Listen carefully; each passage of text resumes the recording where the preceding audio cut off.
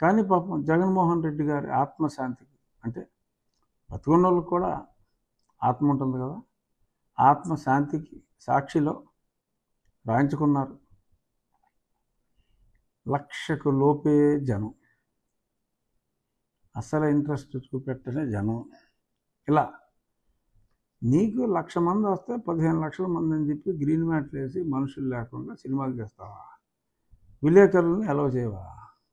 ఇక్కడ entire Galaxy of media అక్కడ ఉంది. వాళ్ళని అడగండి, చెప్తారు ఎన్ని లక్షల మంది వచ్చారు. ఆ ఏరియల్ షాట్స్ ఇంక్లూడింగ్ హైవేస్, ఆ ఏరియల్ షాట్లు చూస్తే మతి పోతుంది. కొందరైతే ఈ దశాబ్దంలో ఇటువంటి సభ చూడలేదు అని కూడా చెప్తున్నారు. ఇంకా మరి వీళ్ళ ఏడుపులు ఇలాగే ఏడుస్తుంటే అది ప్రజలైతే అర్థం చేసుకోగలిగారు. స్పష్టంగా ప్రూవ్ అయింది ఏంటంటే కూటమిని ప్రజలు ఆశీర్వదించారు. ఎటువంటి ఒత్తిళ్ళు లేకుండా, డ్వాక్రా మహిళల మీద ప్రెషర్ లేకుండా, వాలంటీర్ల విచ్చలవిడితనంగా ఇచ్చే వార్నింగులు లేకుండా, కేవలం ఇంటిమేషన్తో, పార్టీల మీద అభిమానంతో, అంతకంటే ముఖ్యంగా మనల్ని మనం కాపాడుకోవాలి. పైగా ఆ ఎలక్షన్ నోటిఫికేషన్ రావటం ఈ మీటింగ్ మరింత విజయవంతం అవటానికి. ఎందుకంటే లేదంటే బెదిరించే వాళ్ళు వీళ్ళు. ఎవరైనా మీటింగ్కి వెళ్ళారు, ఎందుకు వెళ్ళారు మీటింగ్కి, మాకు తెలిసింది అని. ఇంకా అసలు ఆ ప్రజల స్పందన, మరి ఆ ప్రజల స్పందన గురించి మాట్లాడుకునేటప్పుడు మరి నేను కూడా కొంతవరకు వెళ్ళగలిగాం పోలీసుల సహకారంతో. లాస్ట్ అట్లీస్ట్ 750-800 మీటర్స్ ప్రాంగణానికి వెళ్ళేటప్పుడు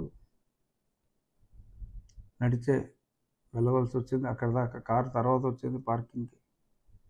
మరి నడిచి వెళ్తూ ఉంటే మరి జనంలో కూడా నాపై వాళ్ళు చూపిన అభిమానం, నాతో ఫోటోలు దిగడానికి కావచ్చు, అఫ్కోర్స్ నేను ఎంతో సంతోషంగా నన్ను ప్రేమగా పలకరించిన వారందరికీ కూడా as I reciprocated in a much better వే.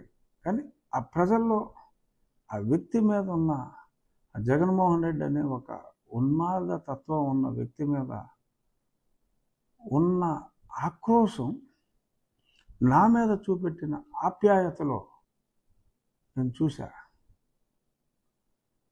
నన్ను ఒక మాట మెచ్చుకుంటే అతన్ని 3 మాటలు తిడుతున్నారు. నన్ను మెచ్చుకుంటూ అతన్ని 3 మాటలు తిడుతున్నారు. వందల సంఖ్యలో అయితే కాదు, వేల సంఖ్యలో. అక్కడ కూర్చున్నప్పుడు కూడా, ఎదురుగుండా ఫస్ట్ రోలో కూర్చున్నప్పుడు కూడా ఆ ఏరియాలో ఉన్న వాళ్ళందరూ రావటం, అతనే తిడతాం అంటే